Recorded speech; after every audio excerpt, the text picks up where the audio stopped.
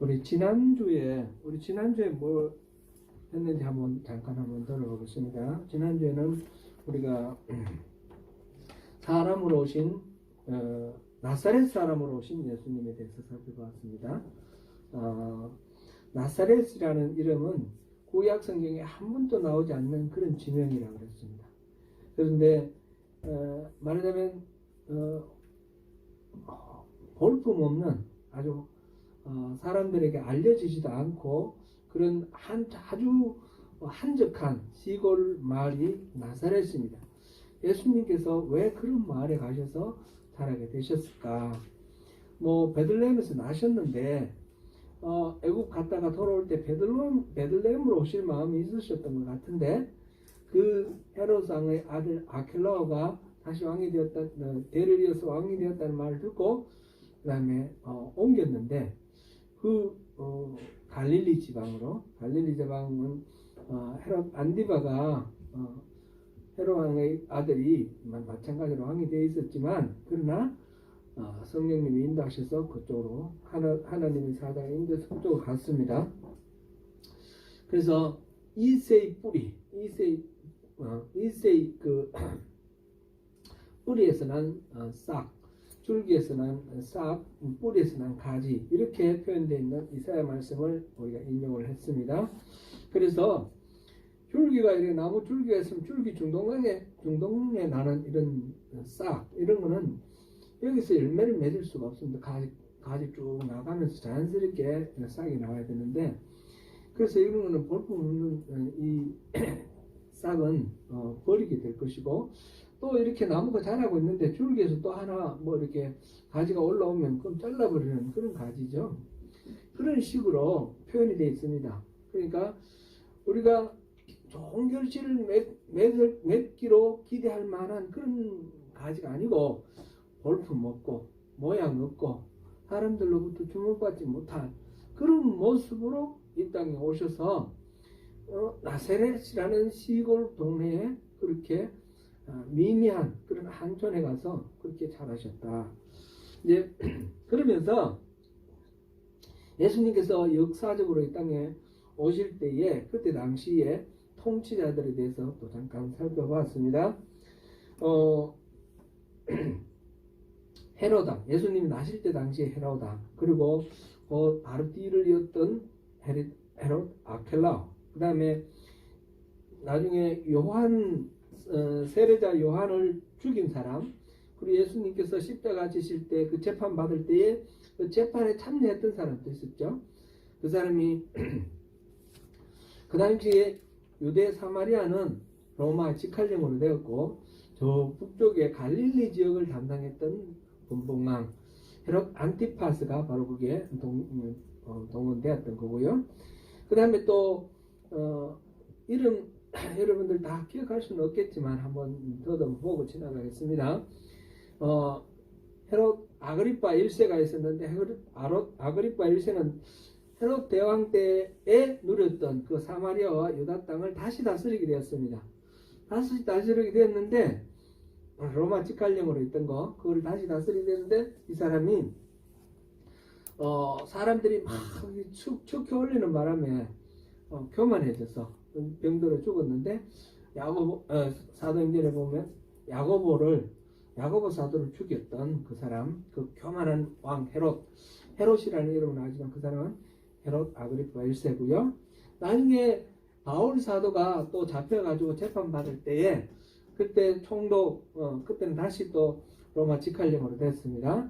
총독 베스도 나오고 벨릭스 나오는데 그 벨릭스에게 재판받고 또 아그리파에게 재판받는다. 그런데 그 아그리파는 헤롯 아그리파 1세의 아들 헤롯 아그리파 2세였습니다. 이렇게 헤롯 왕조가 이렇게 나라를 다스리던 그 상황에서 예수님께서 오셨고 사역하셨고 또 십자가 지셨고 초대교회가 생겼고 이런 상황들이 있었다라는 거.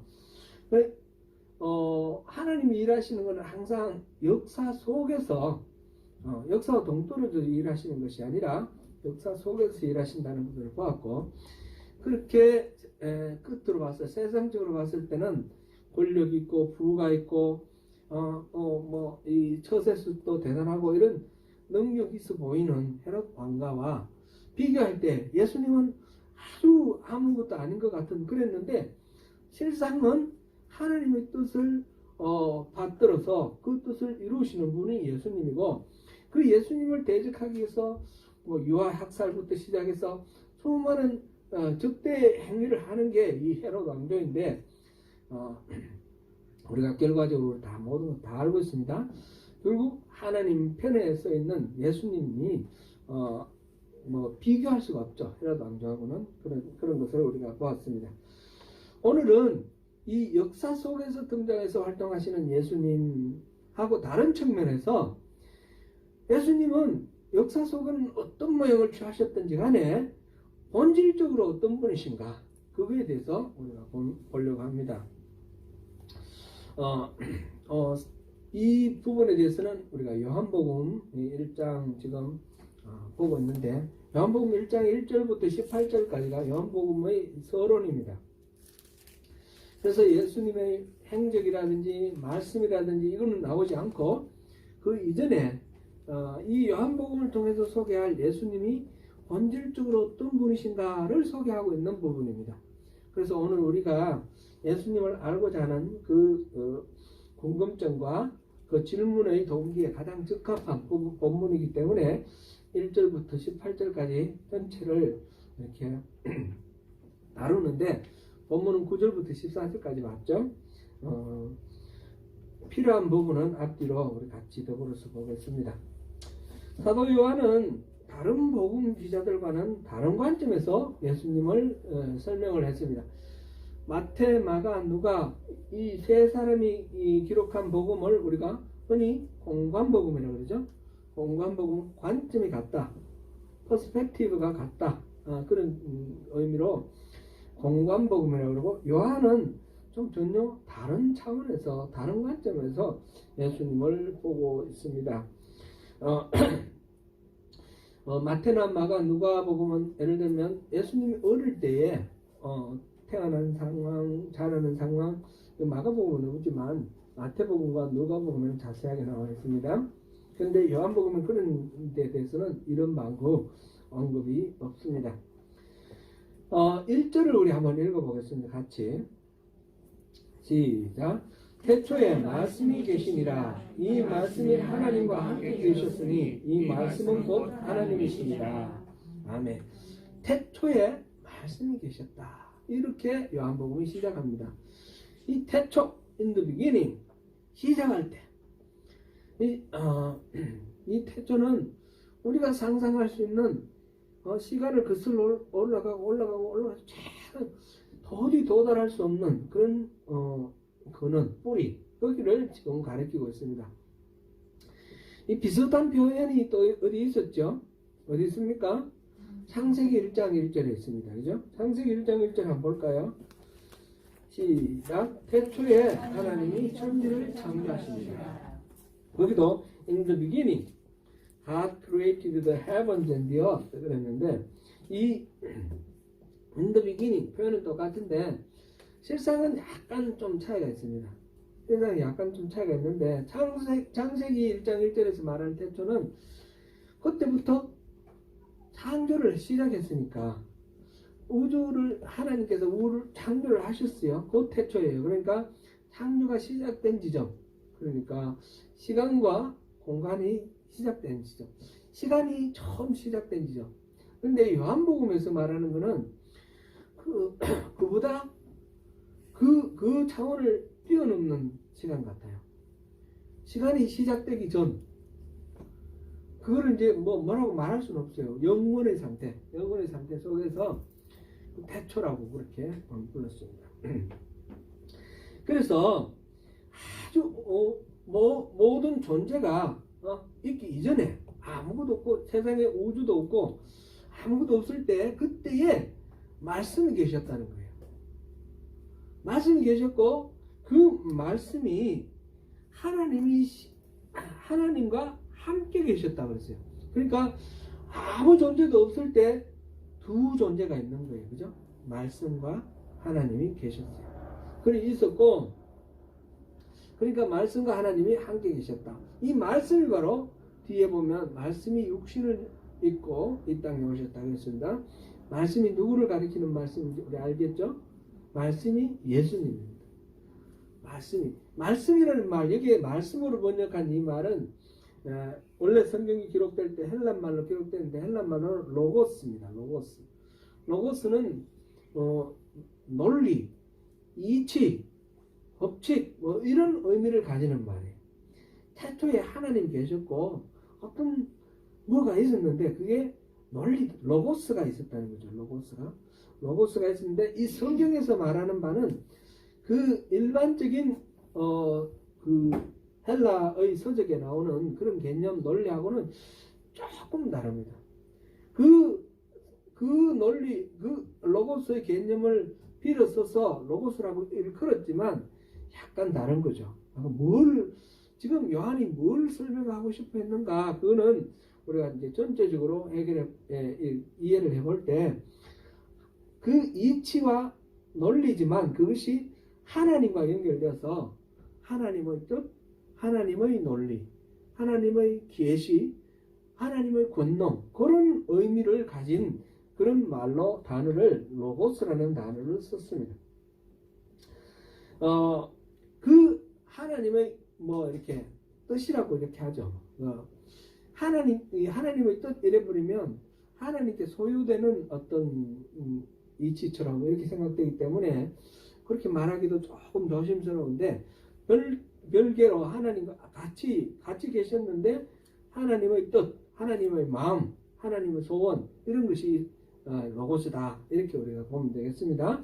근데 그 로고스와 하나님 함께 계셨고 결국은 하나님의 뜻이고 하나님의 의지니까 하나님과 같은 분이잖아요.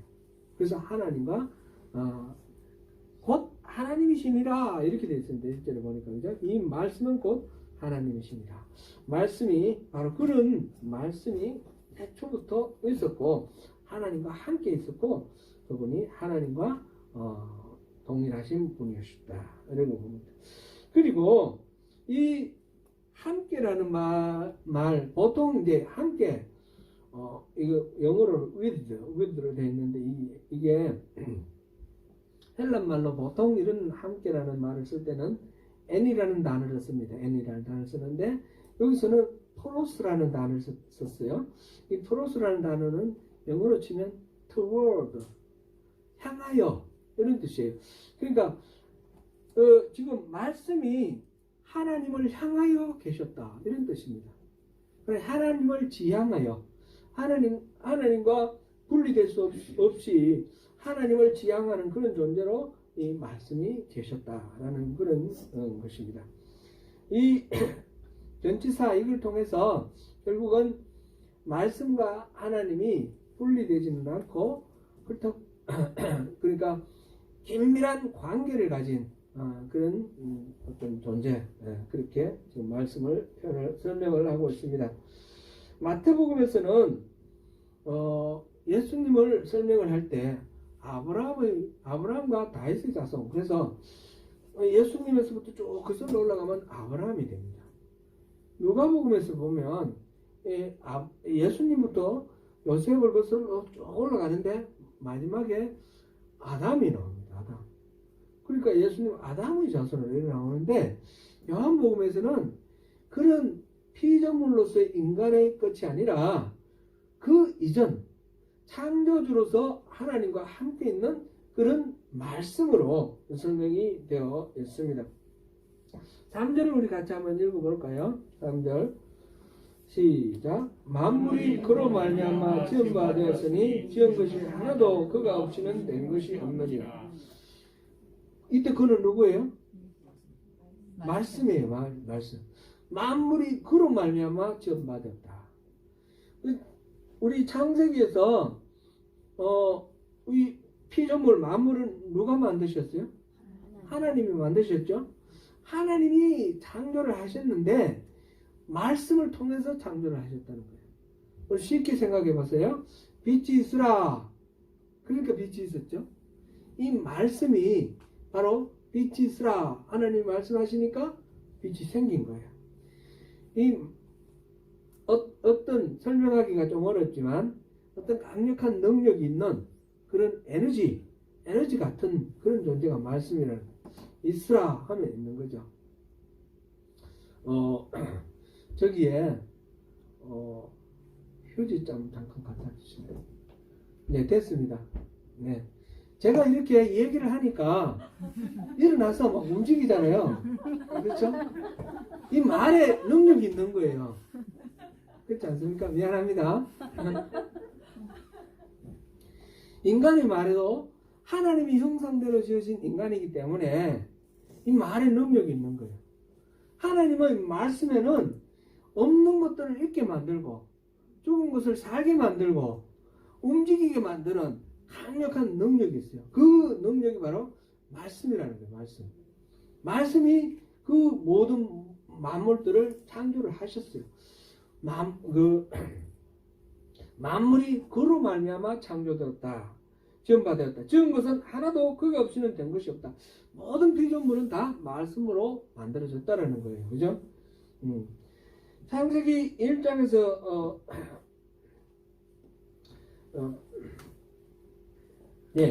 너무 그 말씀 드린 거고, 하나님이 말씀으로 세상을 지으셨듯이 우리도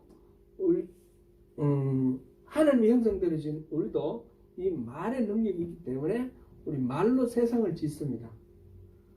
우리가 말을 하는 걸 통해서 관계를 맺기도 하고 파괴하기도 하고 생명을 살리기도 하고 또 죽이기도 하고, 그렇기 때문에 우리가 굉장히 이 말에 우리가 관심을 가지고 조심하면서 그렇게 살아야 됩니다.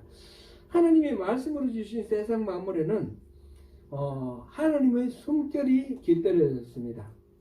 하나님 말씀으로 만들어졌는데 전형적으로 가장 대표적인 것으로 인간을 만들 때 아담을 흙으로 빚어서 만드시고 숨결을 불어 넣으셨다 그랬어요. 숨결을 불어 넣으시니까 생기가 되어서 이 인간이 살아났지 않습니까?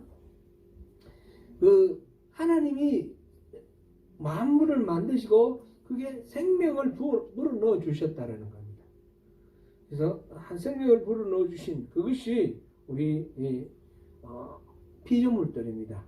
그래서 우리가 뭔가를 바라볼 때 그냥 이런 물건이 있구나 저런 물건이 있구나가 아니라 여기에 깃들어져 있는 하나님의 그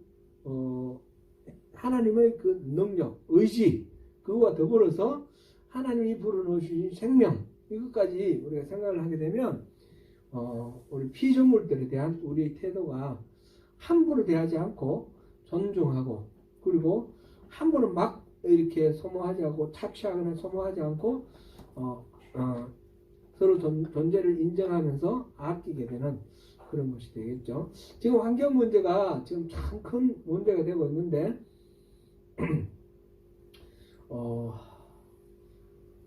아주 심각한 것 같아요. 그죠? 아주 심각한, 우리가 생각하는 것 이상으로 심각한 것 같아요. 이 환경 문제가 왜 이렇게 나옵니까? 이러면 지구가 멸망할 것 같습니까? 지구는 안 멸망합니다.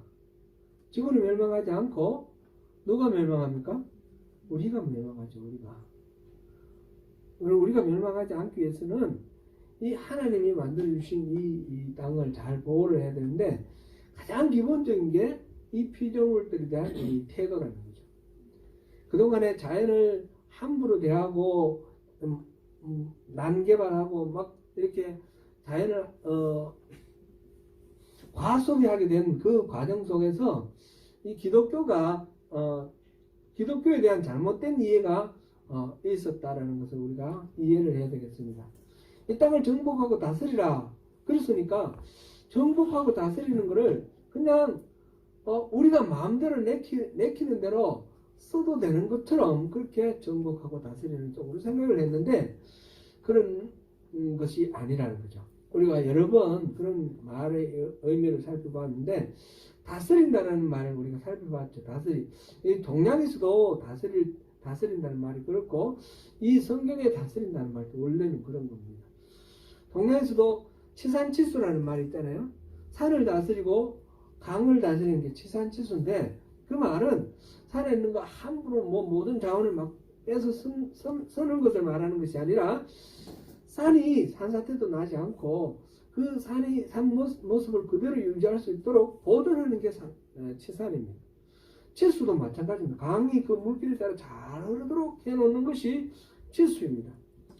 그게 잘못되면 비가 왔을 때 산에서 나무가 많이 있어서 물을 흡수를 해가지고 홍수가 나지 않게 해야 되는데 이게 막 무너지고 홍수가 나고 이래서 강에 막 들어가서 강이 막 범람하고 토지나 뭐 집들이 이렇게 홍수에 쓸려가고 이게 난리가 나는 거죠. 그래 되면 전통적으로 동양사에서 보면 왕이 그 책임을 지게 돼 있어요.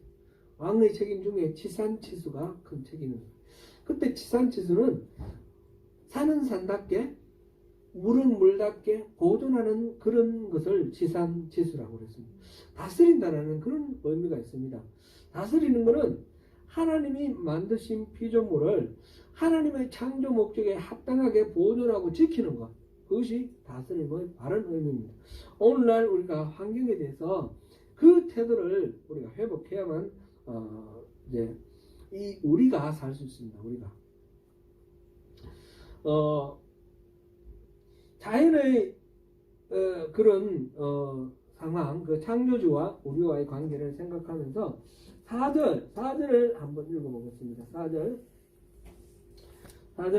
제가 그 PPT 안 만들었네요. 그 안에 생명이 있었으니 그 생명은 사람들의 빛이라. 그 모든 그 피조물들, 지금 만물들을 이야기했는데 만물 안에는 생명이 있다는 거죠. 우리 식물과 동물들 생명이 있는 건 알지만 무생물들에도 보면 길게 봤을 때는 생명이 있어요.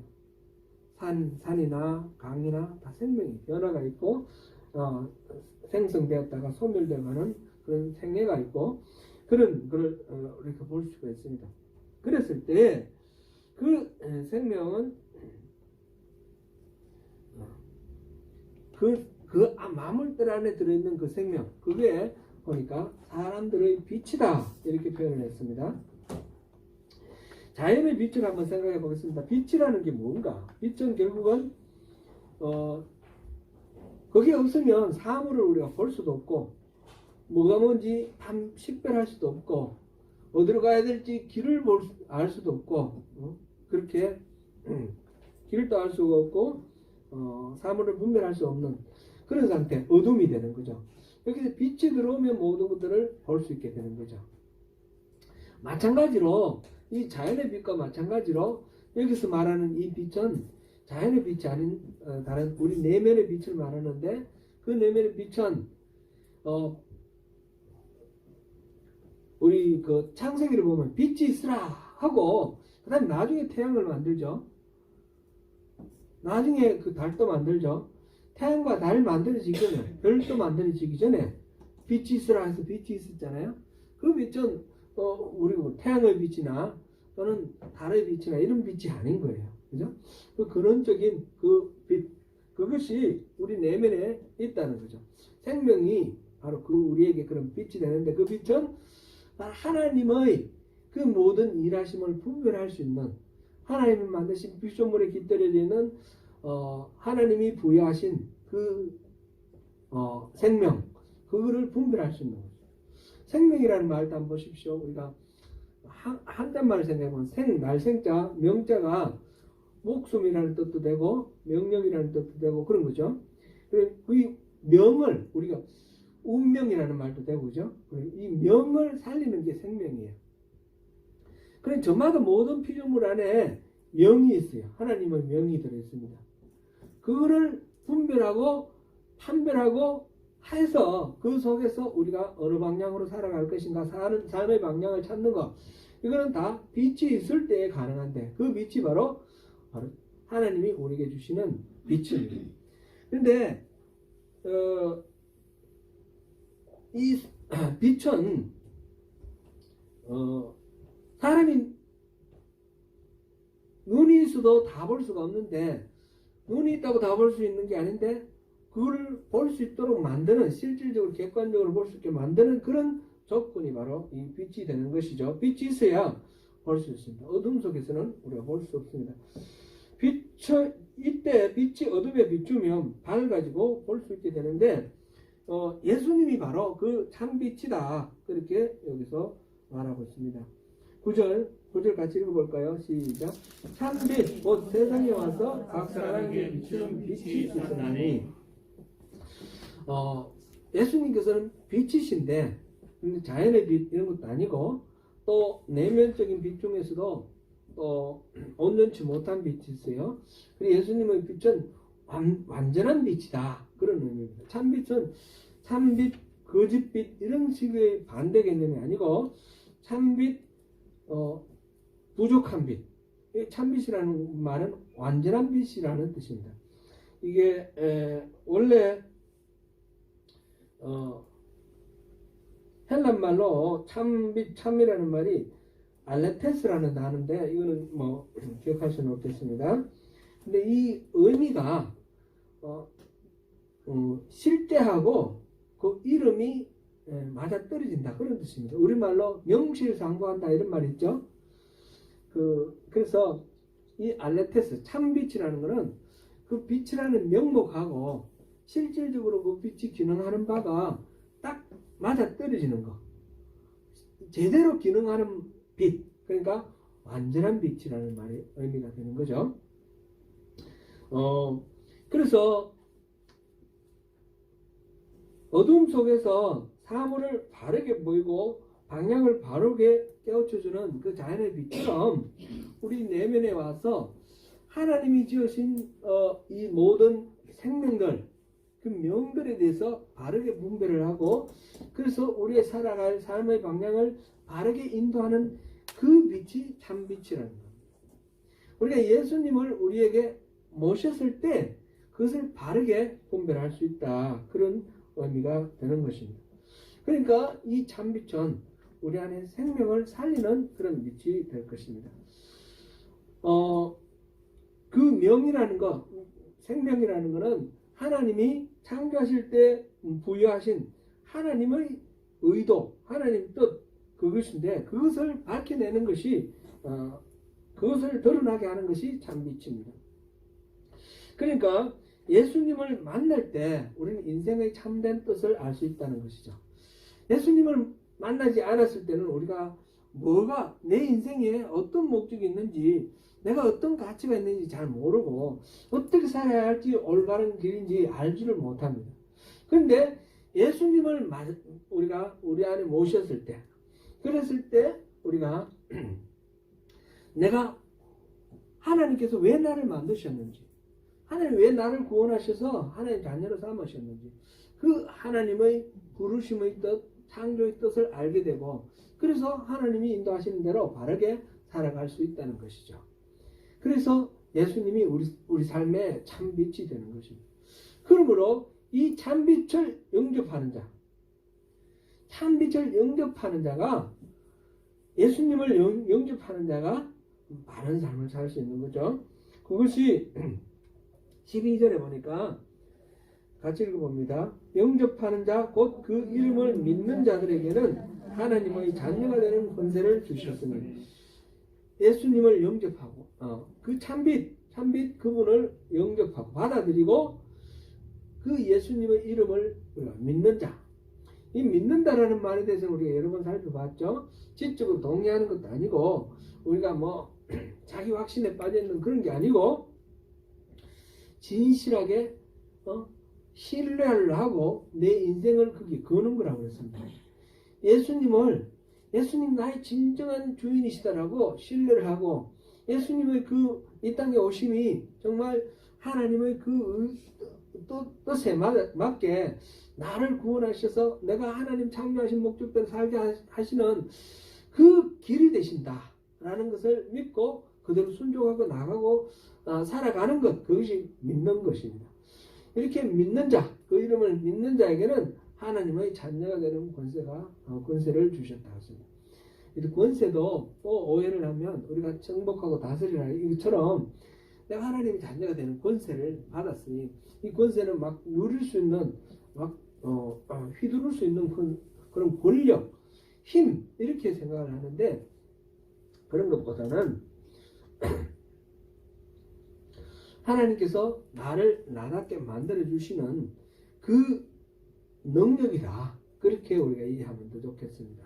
그래서 이 권세를 받았다는 것은 서티피킷을 받았다는 뜻이 아니고 그렇게 할 수 있도록 내게 하나님께서 은혜를 주셨다. 그렇게 우리가 이해를 하면 되겠습니다. 이거는 우리가 여러 번 살펴봤듯이 빌립보서 2장 13절 그 개념을 우리가 잘 이해를 하면 되겠습니다. 빌립보서 2장 13절 같이 한번 해보겠습니다. 시작. 너희 안에서 행하시는 이는 하나님이시니 자기의 기쁘신 뜻을 위하여 너희에게 소원을 두고 응하게 하시나니 우리 안에서 행하시는 이가 하나님이시라는 겁니다. 그래서 우리에게 소원을 두시는 누구의 소원요? 하나님의 소원을 우리 안에 두시고 그 다음에 행하게 하신다고 그랬어요. 우리로 하여금 그 하나님의 소원을 행하도록 일해 주시는 분이 우리 안에 계신 하나님이시라는 겁니다. 그러니까 내가 목표를 정해놓고 그걸 위해서 열심히 일하면서 하나님 도와주세요 이런 차원이 아니고 내 안에 들어와 계시고 내 안에 하나님의 소원을 두시고 나로 하여금 그 하나님의 소원을 이루어갈 수 있도록 계속해서 인도하시고 서포트하시고 하시는 그런 하나님의 뜻에 따라서 그 하나님의 그 일하심을 우리 손발이 되고 우리가 입술이 되어서 이루어 나가는 것 그것이 우리 인생이라는 거죠. 그렇게 할 수 있는 것이 바로 이 하나님의 자녀가 되는 권세를 얻은 삶입니다. 권세. 그래서 하나님의 자녀가 되었으면 이제는 하나님이 이렇게 해주시기 때문에 내가 아무렇게나 살아도 되는 게 아니라 하나님이 이렇게 해주시기 때문에 내가 하나님의 자녀답게 살 수 있게 된다는 거죠. 하나님의 자녀다운 삶을 살 수 있는 자유를 누릴 수 있다라는 것이죠.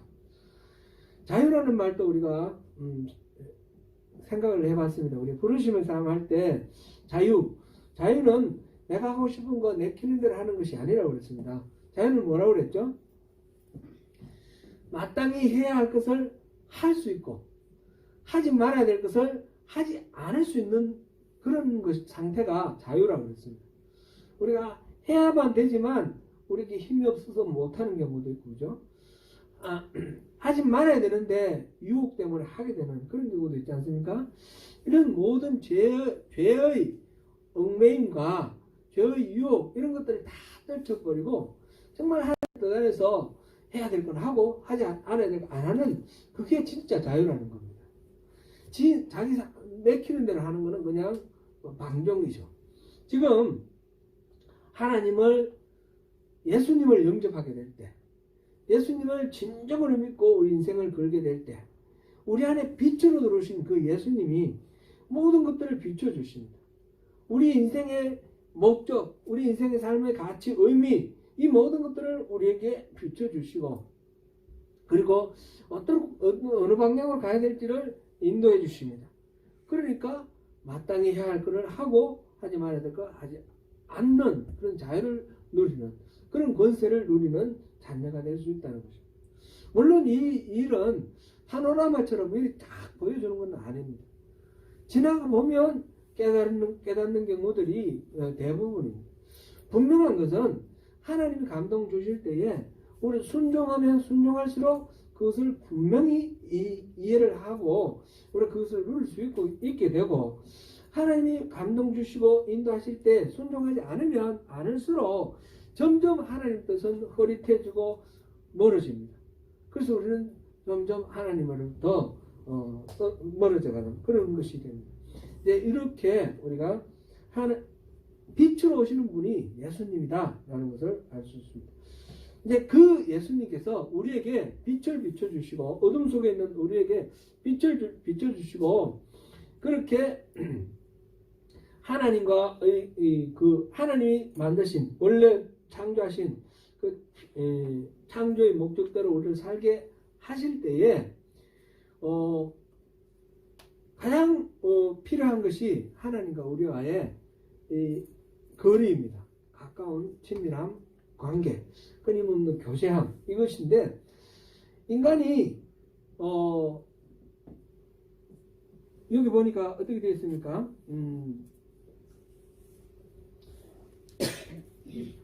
10절 그가 세상에 계셨으며 세상은 그로 말미암아 지은 바 되었으되 세상이 그를 알지 못하였고 자기 땅에 오매 자기 백성이 영접하지 아니하였다 그랬습니다.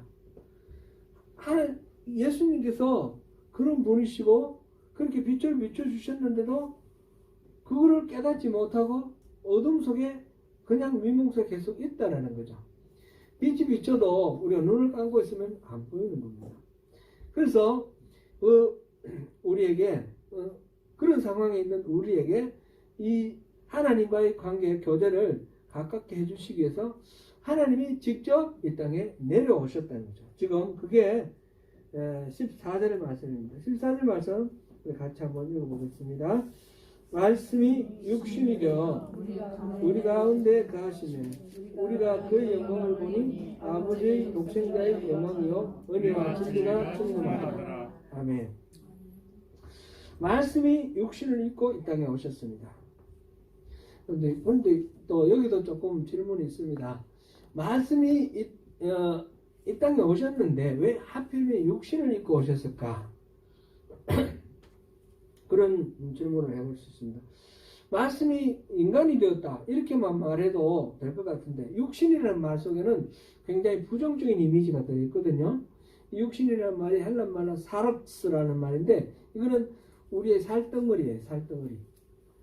말씀이 우리의 살덩어리를 입고 이 땅에 오셨다. 그 살덩어리는 보면 인간의 한계를 나타내고 인간의 욕망을 나타내는 그런 부정적인 이미지의 말입니다.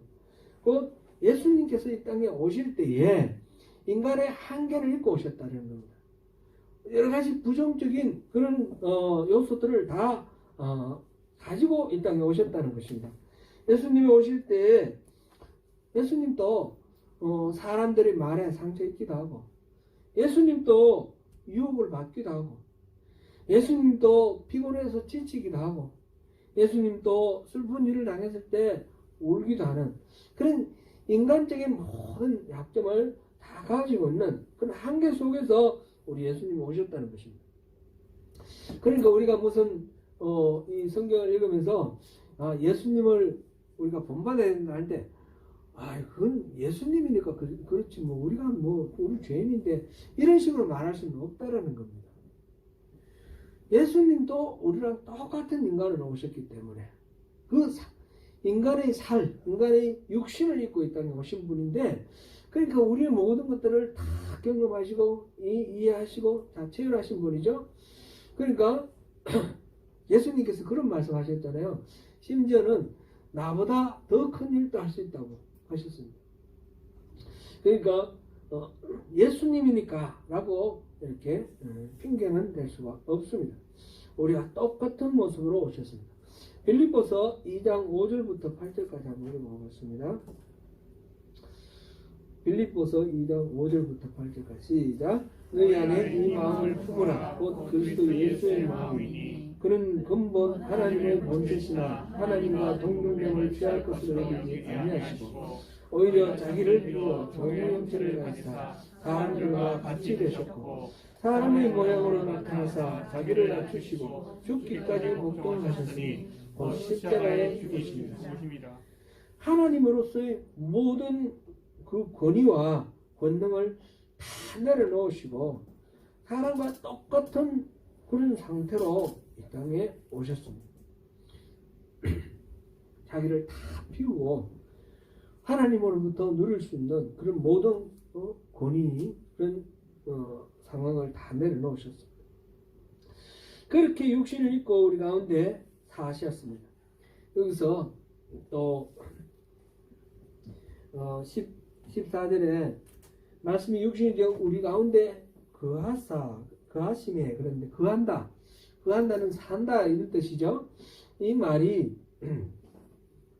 원래 그 헬란 말로 스케노라는 단어를 썼는데 이거는 천막을 치고 산다 그런 뜻입니다.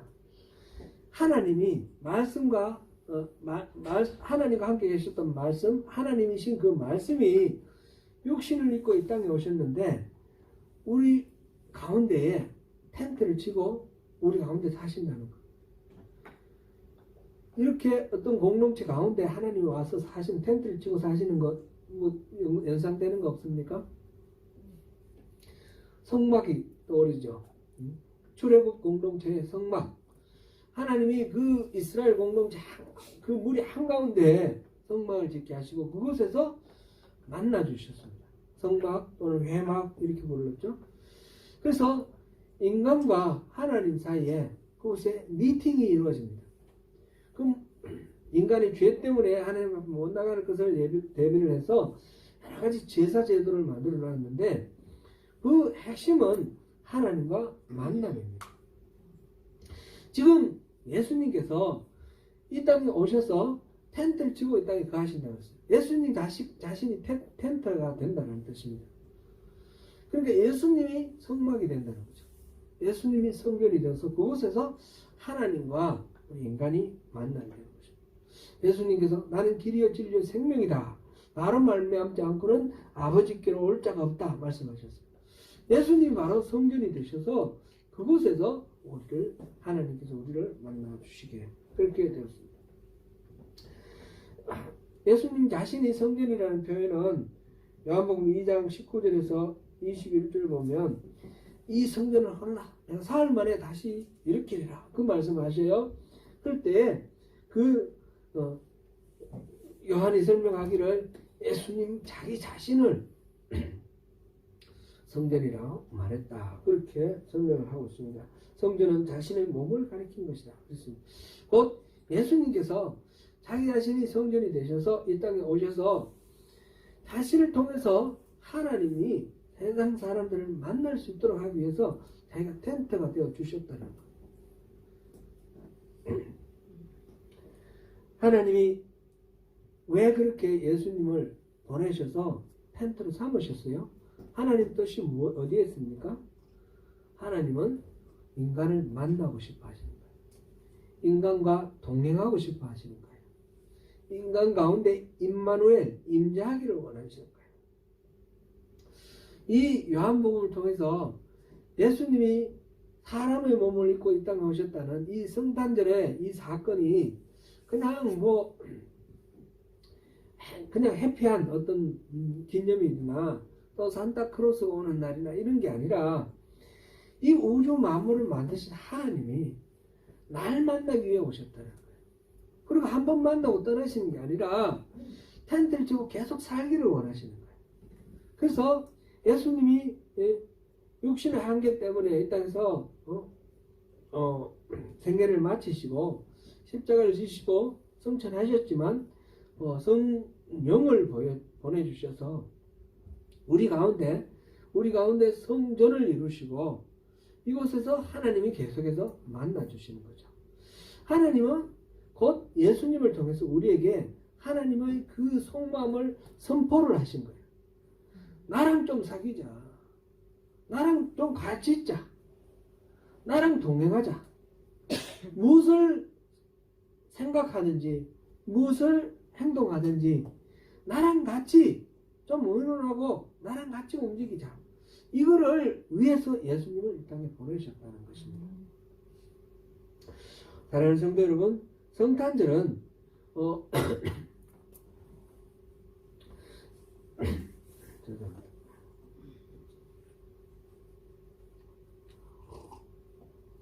어느 나라가 제가 뉴스를 봤는데 정확히 모르겠어요. 영국이던가 크리스마스라는 명칭을 없애고 홀리데이로 바꾸자 그렇게 했다가 그냥 그대로 크리스마스를 했다 이런 올해 그런 이야기 얼핏 본 것 같아요. 크리스마스 그리스도가 이 땅에 오신 이거를 부인을 하고 싶어 하는 거예요. 그거를 인정하고 싶지 않은 그게 오늘날 이 세상인데 하나님께서 간절한 마음으로 안타까운 마음으로 우리 가운데 장막을 치시고 우리와 동행하시고 우리와 임마누엘 하시면서 함께 하기를 소원하시는 그런 것을 구체적으로 나타내신 게 인간의 육신을 입고 이 땅에 오신 성탄절입니다. 오늘 그 성탄절의 의미를 생각하면서 예수님이 바로 그 하나님으로서 우리를 만나러 오신 분이시다 라는 것을 기억하면서 주님과 동행하시고 항상 함께 하시는 가운데서 주님이 허락하시는 모든 은혜를 누리시는 저와 여러분 되시기를 축원합니다.